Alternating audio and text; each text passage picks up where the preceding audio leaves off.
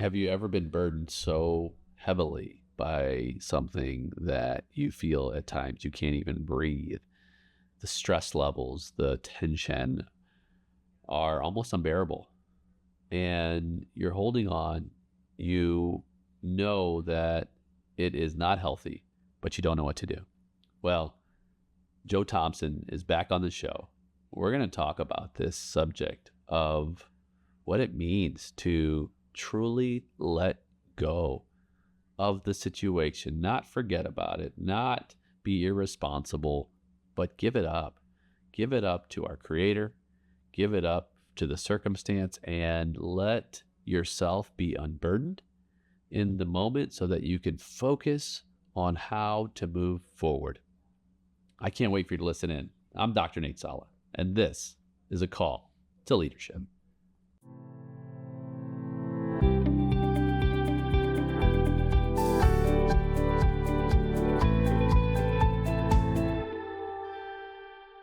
Joe, welcome back. Dr. Salah, how are you? Doctor's in the house. Good to see you, man. It's nice to be here. You are a man who is a problem solver. I hope so. You help people solve problems. Sometimes there are things that people have done in the past or some circumstance that's happened you can't do much about. The past is the past. But people have problems sometimes. So, the problems can follow you. Yeah. You make a mistake. It could follow you for months or years, depending on what it is. Or the rest of your life sometimes. Or the rest of your life. Not going to go there with any dating things. That's just a clean show. This is a family show.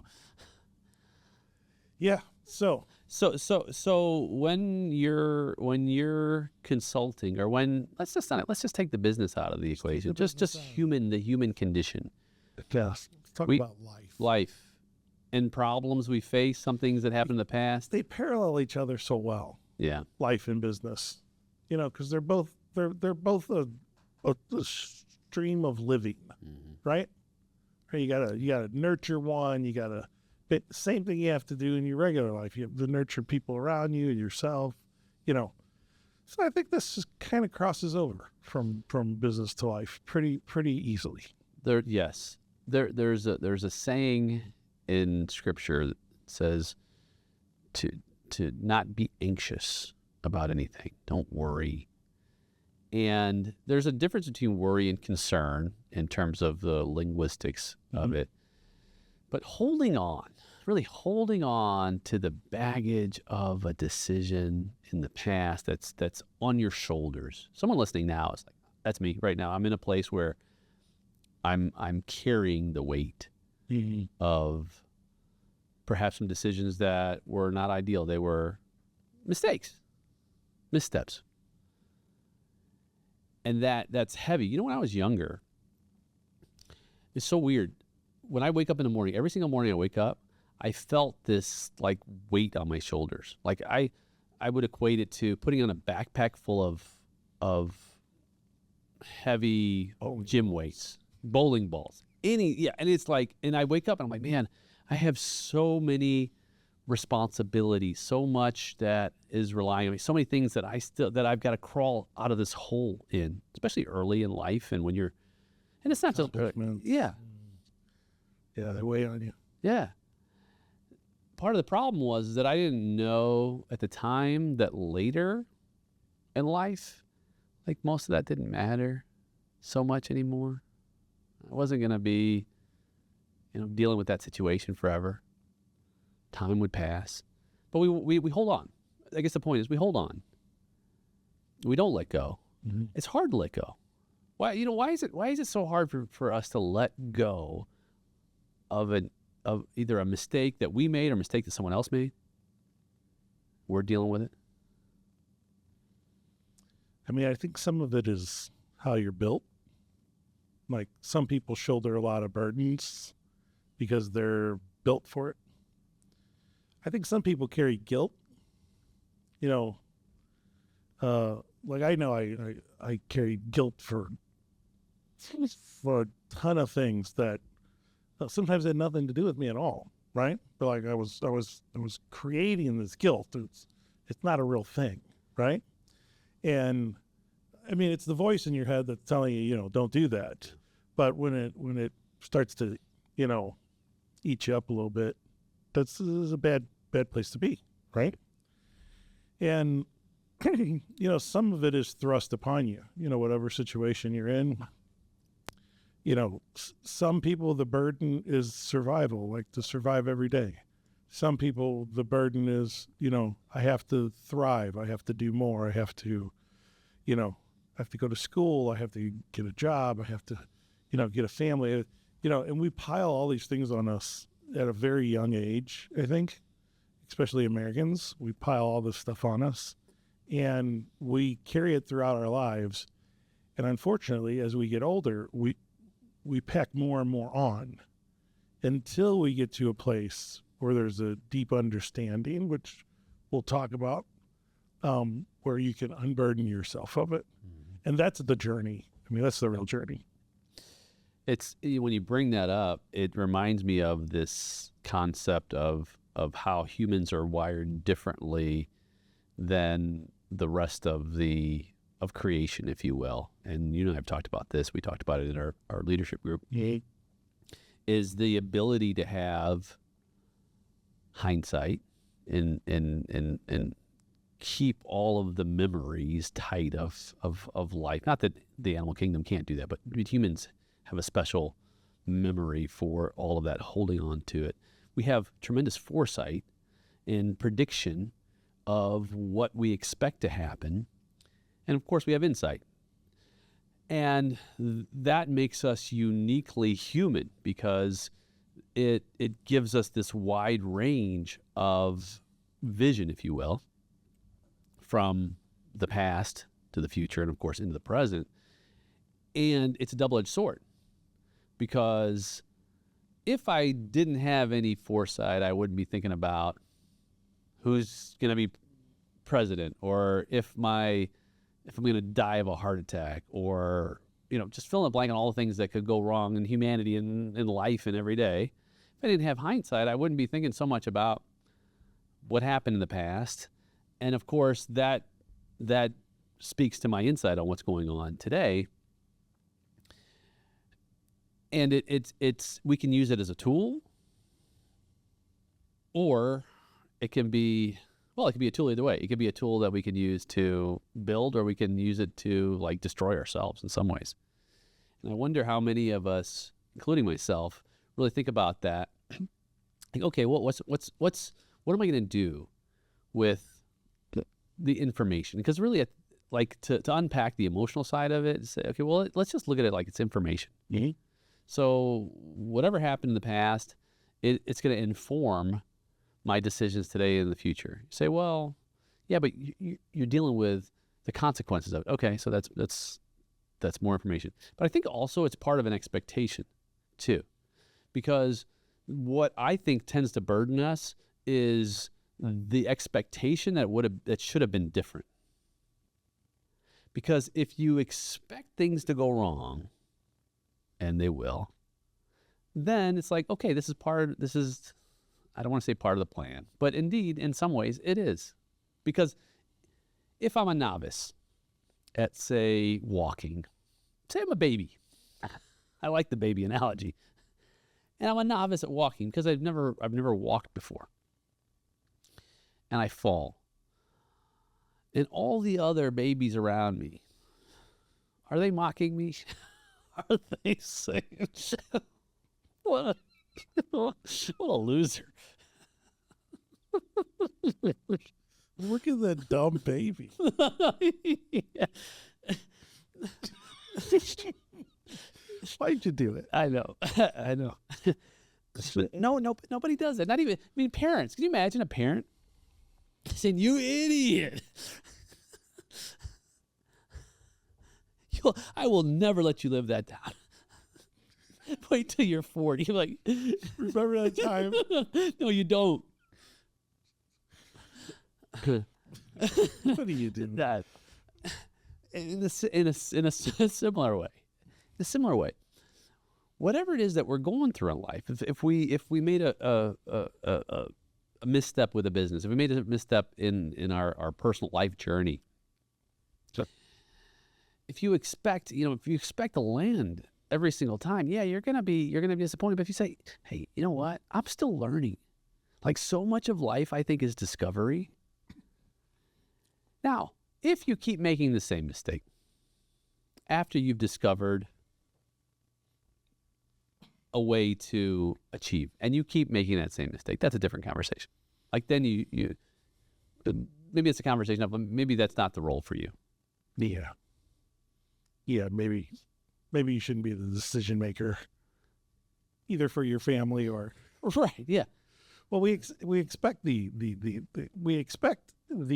hindsight is going to gain us knowledge for our insight. Correct. Right? Yeah.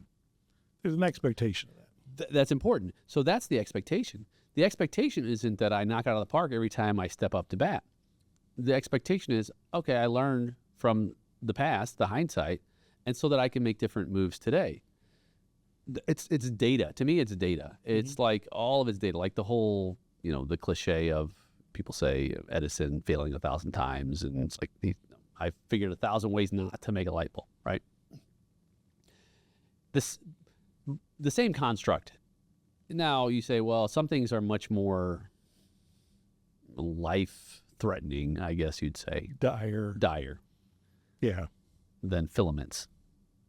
Yeah, like murder. Right. Yeah. Some things are going to weigh heavier on you. Cain and Abel. I'm sure there had to be some kind of like, oh, man, that was a bonehead move, killing my brother. Look at my forehead. One of the but here's one of the great things about whether you're trying to invent a light bulb and you're failing, or you committed a crime and someone died, or you're facing a terminal illness, right? Whatever it is, the key in this whole thing, because you have these expectations, and the key is accepting the outcome, right? It's like, this was supposed to go this way and it didn't. Now I could carry that and I could just go over it and over it and over it in my head, and this becomes worry, right? Or this manifests as guilt, like, well, how could I have done that and that happened? But if you can accept it, right, then you're taking the power away from what has you take the power away from the anxiety that it causes, or the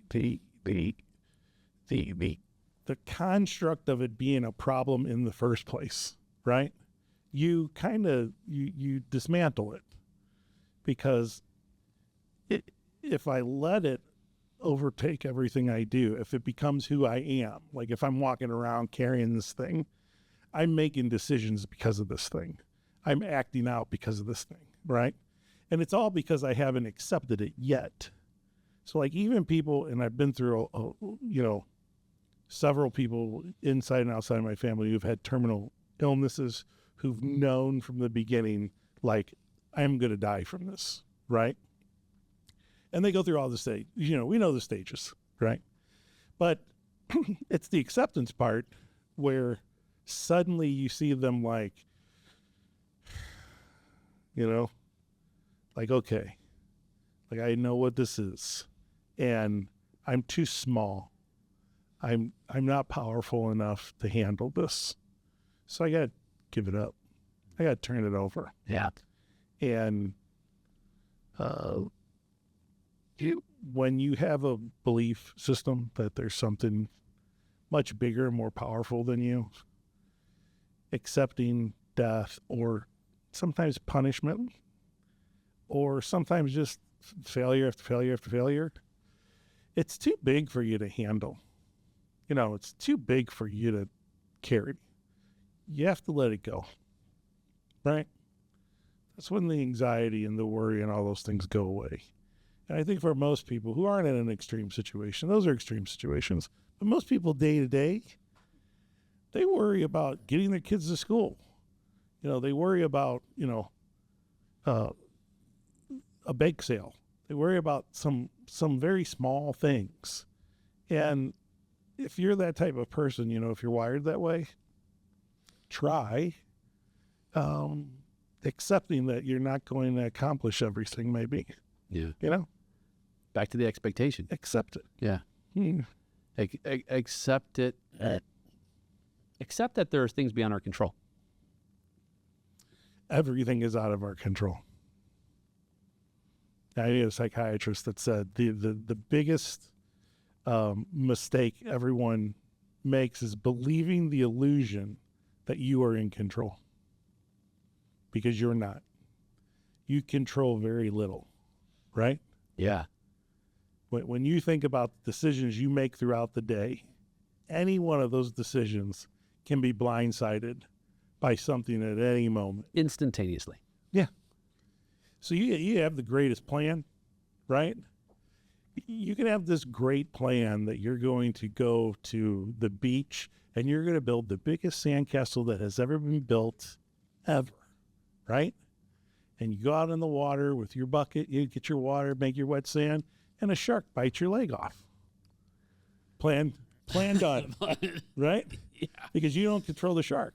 No, the rest of the day is definitely shot. The rest of the day, you're not building that sandcastle, right? So great plan, great plan.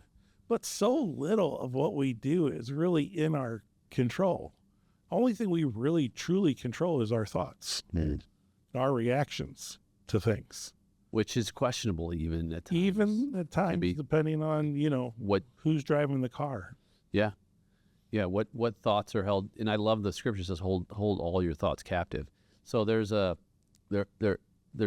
would indicate that sometimes our thoughts are not even in our own control.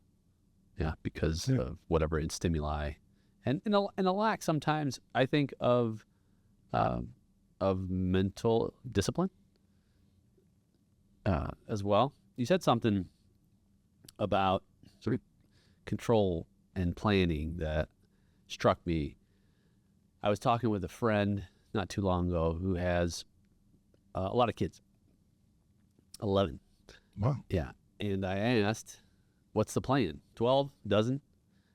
And the response I got was really good because it speaks to this conversation. And the response was just one word: obedience. It's like, interesting. Of course, this is obedience we're talking about in a spiritual sense, right? Obedience to God. And the obedience is, the point is that whether it's kids or anything else, I can make plans. I can make lots of plans in life, but really, as you said, there's very little in my control. Those plans can change at any time, at any place, in any context, without my ability to influence that change whatsoever. But what I can do, and this is what you're talking about, what I can do is I can walk in obedience. I can walk in obedience to God, and whatever the plan is or whatever changes, I can still be obedient. I can still do that and not be concerned with if the plan went the way I thought it was going to go or if it didn't. Because generally speaking, if I have an idea of how I think things should go, the way I want them to go, and they don't go that way, I'm usually not feeling too good about myself. That's disappointing. Yeah. But what was the catalyst for that?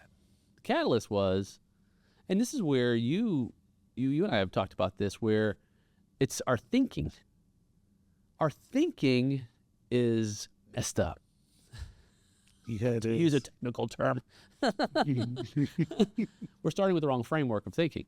We're starting with the framework that, I'm in control.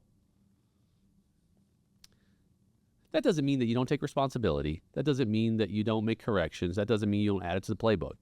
It just means that perhaps give yourself a little bit of grace and recognize that some things, like, you couldn't have seen that based on the information you had at the time, based on your skill, your quality, all of that, whatever it is. You may not have taken advice that someone gave you that you look back and you're like, oh, I should have taken that advice. Okay. Now you know. Yeah.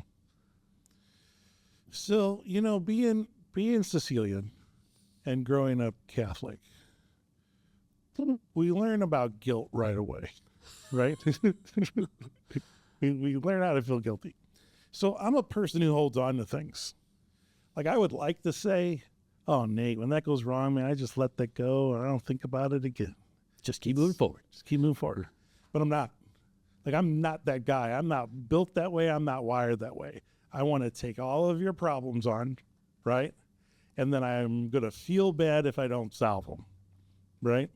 Or if I make a mistake, I'm going to hold on to it, right? So, I mean, you've known my love of martial arts over the years. I was in an Aikido class one time, just because it looked cool. And we were doing an exercise called randori, where 3 people attack you and you kind of run around the room and you don't let them take you down. And in the process of Sounds like living in the hood. We've both been there too. in that process of me doing that, I can't remember, either I fell backwards into the wall or someone else was thrown into a wall.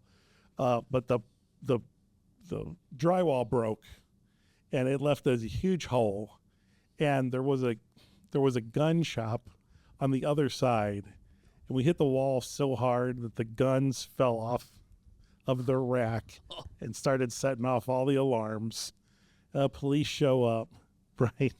The owner has to come out and, my teacher's apologizing, we're very sorry. This never happened before, blah, blah, blah. I was devastated. I felt so bad about everything. The police being called, the guy having to come out, and it was probably around 9:00 at night. We were doing a late class, and it was just really weighing on me.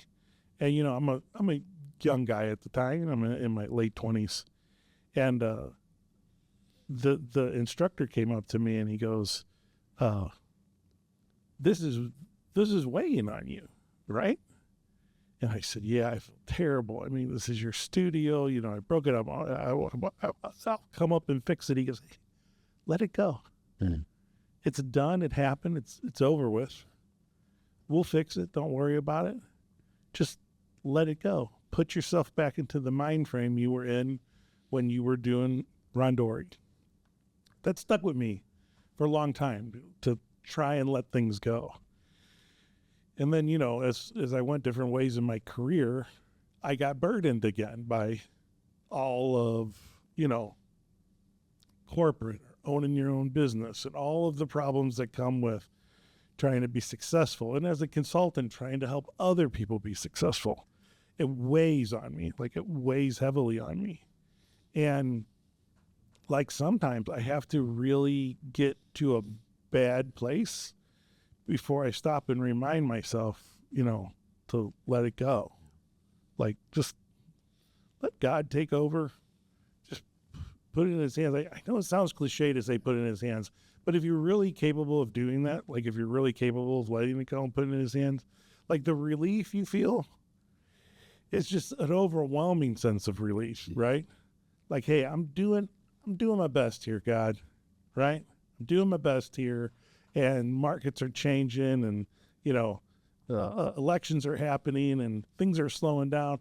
And I hold on to all this stuff, and I have to stop and remind myself, this isn't how I actually believe.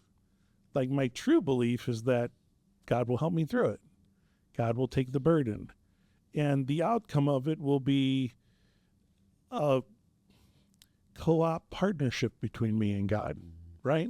That's where the outcome's going to come. And if it's not the results I wanted, then I have to have acceptance, right? And that's what kind of gets you, because in my job, I would have a heart attack by now if I couldn't let things go. My stress would be crazy, right? But I am able, at times to let it go. I'll hold on to more of it later, and I'll have to remind myself when I start to get really grouchy. But that's the only direction you can go. And that is something you can control. You can control giving it up. Yes. See what I mean? Yes. You can control letting it go. And no one can stop you from doing that. Because this is your relationship, right? That's good. There's a time when I had a lot of trouble letting go. It was during COVID, the early stages of COVID, and I think letting go also is tougher sometimes when, again, back to the expectation, but there's something you want so intently. You desire something so much, and perhaps there's an error or misstep that prohibits or prevents that from happening. For me, I love to create an environment where people know that they are appreciated and that we do great work together in a very team-oriented environment. I want to provide for the resources and the needs of the team. And most of the people who I've worked alongside of for several years, if not more, it takes usually maybe a year or two for people to generally start to like recognize that it's real, like not just checking a box or, hey, but that this is It's a real culture. It's a real culture. Yeah, the real culture is we truly care. Like we want to care. So I had a one of my team members during COVID, early stage of COVID, and worked for me for too long. And when COVID happened, everything shut down. And I said, hey, look, I'm gonna let you go on unemployment for until this, gets all worked out. Well, the signal was, you don't want me here anymore. And I got a response the next day that was just cut me to the heart. And it was like, oh my goodness, that wasn't my intention at all. No, I wanted you to get paid while we weren't doing any business because we were having to shut down. I mean, we were on a skeleton crew. We were in essential business, but there was nobody was doing taxes. Even the IRS wasn't doing taxes. Right. Yeah. COVID. Nobody was doing taxes. So I was like, okay. And I felt terrible. I mean, and for weeks, Joe, I was just my wife's like, you need to let it go. I'm like, I don't know how. I feel so bad. I tried to respond and that wasn't my intention. I care. I'm not a jerk. I have been one. This is true, but not at this point. I've known you your whole life. Yeah, you've known me all you know.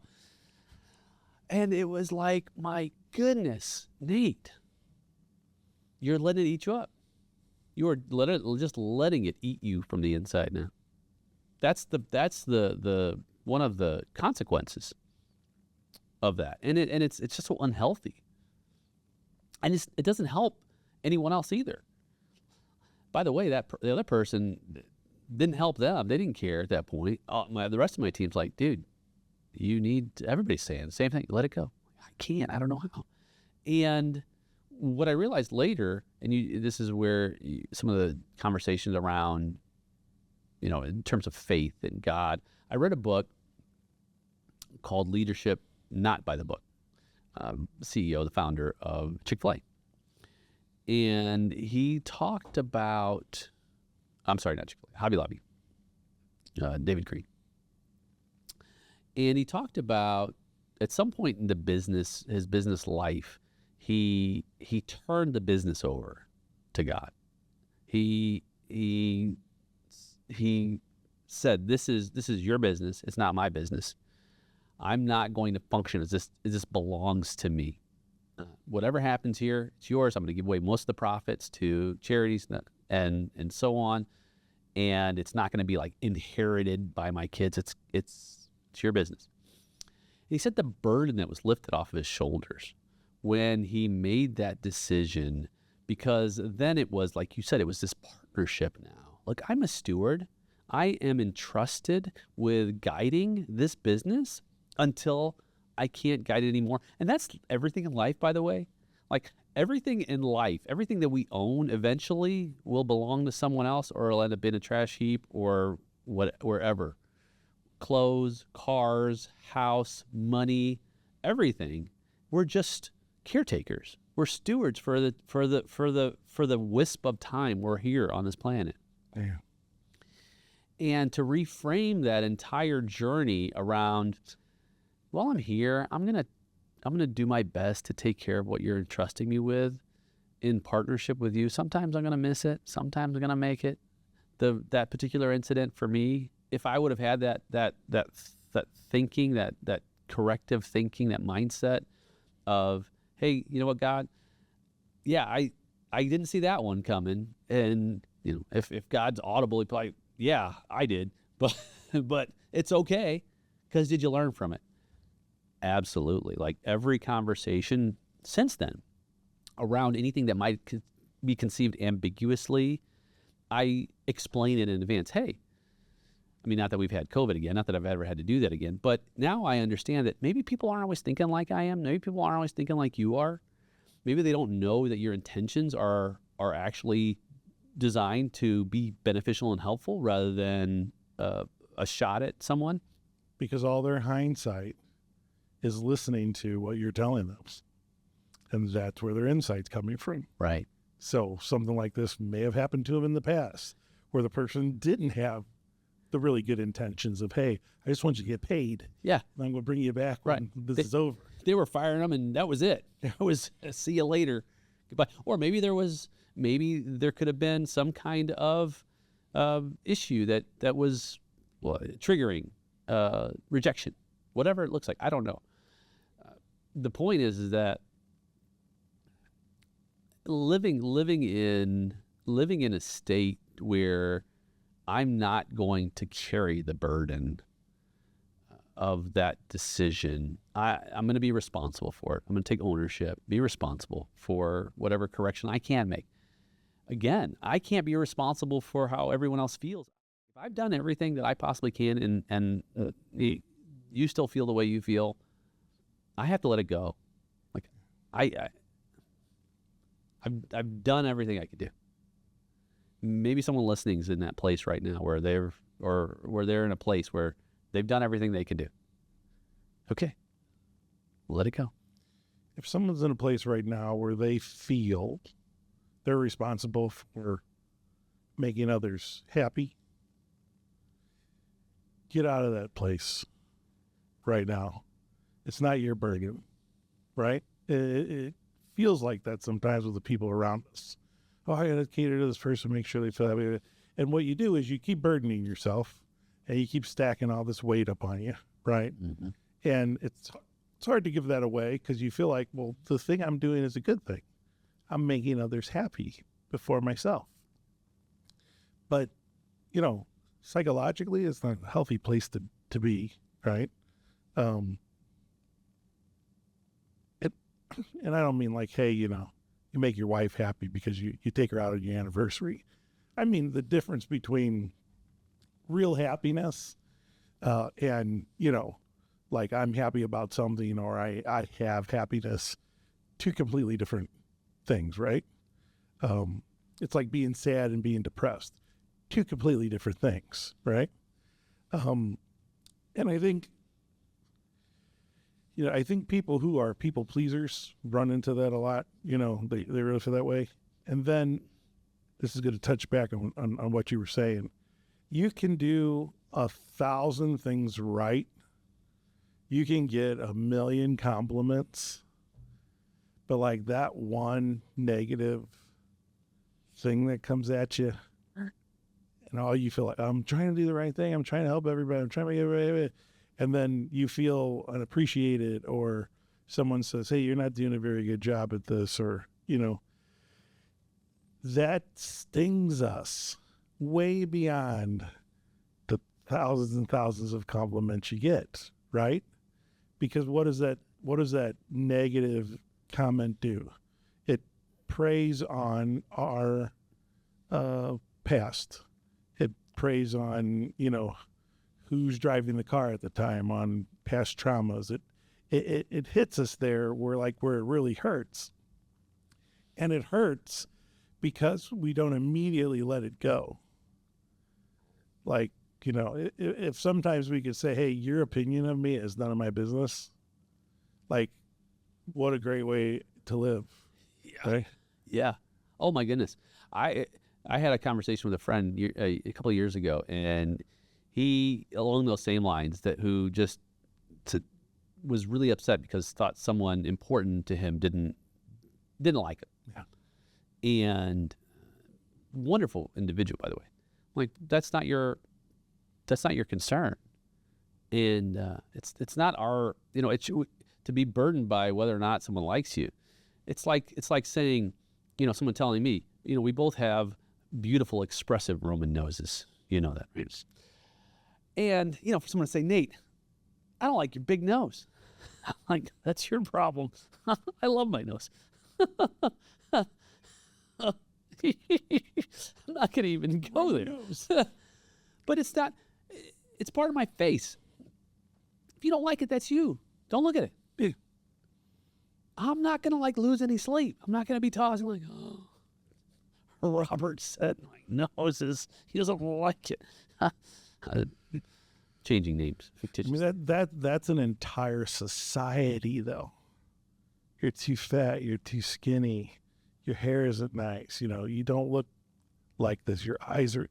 That is a societal thing that we burden ourselves with all the time. You're too tall. You're too short. You're too skinny. You're too whatever. It's never ending. And those negative comments that come at you, they sting you so bad because they relate to something else in your past usually, right? Some other time it hurt. As you grow older, and someone says, hey, you got a big nose. I'm like, yeah. Matches my big wall. You don't care anymore, right? So, but, when you're younger, something like that is devastating, right? So. Yeah, because we, as human beings, we want to be, we want to be accepted. And it's been said that conformity is the price you pay for inclusion. James McGregor Burns said that. And it's interesting because we, as communal creatures, however, there has to, back full circle about letting go and let go, let God. I've heard that statement before. Like, if my only true desire is to please God, so to speak, right? Then that's the conformity that's necessary, which is the price to pay for inclusion. And really pleasing God is pretty easy. It's not as complicated as we like to make it out to be. No. It's just, love God, love others. It's a pretty simple formula. And even that has so much range. Yeah. I mean, the sliding scale on how you can worship or pray or whatever can be as simple as, I have a belief. I believe God loves me. I love him. And I live my life in his obedience. 2, you could be part of a religion that has a canon book that's, this is 12 inches thick, right? It's, but you have to find a comfort level in that too, because then sometimes, and I can only speak for me as a Catholic growing up, sometimes worshiping God can become a burden when we have all these man laws that we're trying to follow. You can't eat this before that. You got to, kneel during this. You got to put something on your head. Like all these dumb things that we created traditions out of that really barely tie back to the Bible in any way, right? But, as corporations grow and they develop a hierarchy, things often become more complicated. you start to get more people and you start to have more rules. And a lot of times you can lose your sense of self. And I think, a lot of times that happened to me, like where like it almost became a burden to like get through the holidays and keep up with every, oh my gosh, it's Holy Thursday, it's Ash Wednesday, it's Good Friday, it's, and when really like what's the most important thing? Love and serve God here so that you can know, love, and serve God when you die. Forever. Right? It's a pretty easy formula. And how do you serve God? By serving others. It's pretty easy. Now, I'm not saying you have to serve others to be saved. I don't want to hear the rhetoric. Right. You're saved, right? But it's important to remember that there is a simplicity in a relationship with God. A very simple understanding of, look, I love you, right? And I know you love me. Make that your basis, right? When you're giving away that burden, just be like, God, I love you. And because I love you and I know you love me, that's why I'm able to give you this with the trust that you're going to help me through it, right? If you go to a church and you dance with snakes, fine, dance with the snakes. But just don't forget that the relationship you have with God is a very simple, primal kind of, beginning of time sort of love, right? And it's real easy to give up something to someone who loves you regardless of what, it has no boundaries of how much he can love you, right? And what an easy relationship that becomes if we could like do it with others in our lives. Like if you could develop, look, I just love you, okay? Like know that I just love you, right? And because of that, everything that I do has an intention not to hurt you. Am I going to say the wrong thing? Am I going to do the wrong thing? Probably will.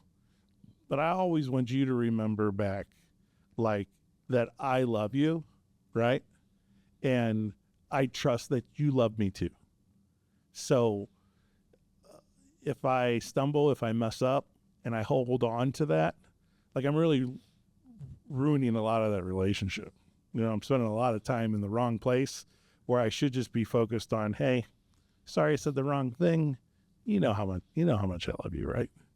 Right? Just always take it back to that.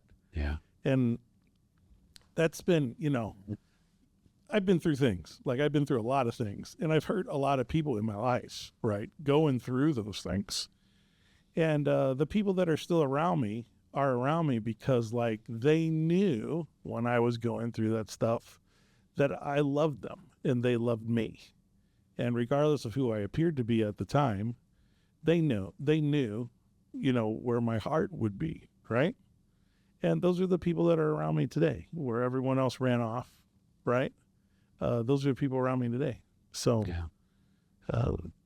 important to remember because I have to remind myself of this all the time. Like I stumble all the time, When the basis is love, and I'm so glad you brought that up.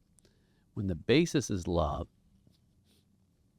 it's so much easier to take that step to let go. Like say you made a mistake in business. Say you made a mistake 3-4 years ago and it's catching up with you today. And your team knows that, I think that love is still an applicable aspect of your business life is just as much as your personal life.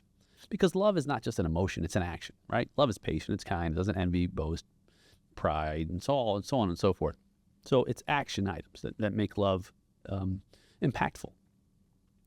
And when they know that you are someone who is still trustworthy, even though you made an error, because you truly love. And And that changes the entire dynamic of it. It makes it easier, I think, also for us to let go. That said, though, we have to, and we talk about from a perspective of knowing that God loves us, to accept it. You can't give away what you haven't received. You can't give away something that you haven't accepted. So we accept the love. So I receive it. Now you can turn around and give it away. And that overshadows, it engulfs and dissipates all that guilt, all that shame, all of those negative feelings that keep you from truly moving forward. The anchor, you pull the anchor up so that you can begin to really let your sail unwind and take you to where God is calling you. And that love is the heart. It's the heart of your release of those types of feelings that may be haunting you from the past to the present, and maybe something you're thinking about in the future. And I'm glad you brought this back to a business thing, because you have a great story around this. And this actually happened today. I was in a meeting with some salespeople, and salespeople, like, if you've had the pleasure of being around lots of salespeople, and they come in all shapes and sizes, the thing they're always looking for, like, is that silver bullet. Like, what's that phrase that brings this person over to my sale? Like, what is this clever thing I can do or become to make them want what I'm selling? And I simply told my sales staff today, I don't want you to be anybody that you're not. And I don't want you to look for phrases or slick things that bring someone over to our product. Here's what I want you to do. I just want you to love them. Love them, because the love tells you whether or not you're pushing them into something they don't need, or you're putting them into something that will help them, right? So I said, quit with all the sales training, mumble jumble, all the books and the ridiculousness. And, I've seen sales consultants come in and they give you all these. No one ever says, you know what? Be yourself. Know your product and know whether or not it's going to help the person you're selling it to. Right. Make a conversation.